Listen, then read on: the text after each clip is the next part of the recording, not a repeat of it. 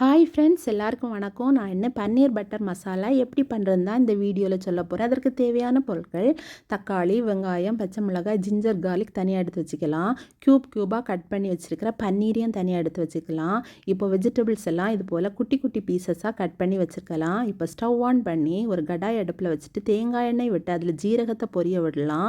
அது பொரிஞ்சு வந்த பிறகு ஜிஞ்சர் கார்லிக் போட்டு நல்லா வசக்கி விடலாம். அது வெந்து கிடச்ச பிறகு பச்சை மிளகாயும் குட்டியாக கட் பண்ணி வச்சுருக்கிற ஆனியனையும் போட்டு நல்லா வசக்கலாம். இது வேக கொஞ்சம் நேரம் ஆகும். அதனால் ஒரு மூடி போட்டு ஒரு 5 மினிட்ஸ் வேக விடலாம். இது வெந்த பிறகு அதில் கேஷ்யூவும் நிலக்கடலையும் போட்டு கொஞ்சம் பொரிய விடலாம். இதுவும் கொஞ்சம் வெந்து கிடச்ச பிறகு நம்ம மசாலா ஆட் பண்ணலாம். இப்போது ஸ்டவ்வை சிம்மில் போட்டுக்கிட்டு அல்லது தீஞ்சு போயிடும் மசாலா ஆட் பண்ணலாம். மஞ்சள் தூள், வத்தல் தூள், மல்லித்தூள், நல்ல மிளகுத்தூள் இதெல்லாம் பச்சை வாசனை போகிறது வரை நல்லா வசக்கி விடலாம்.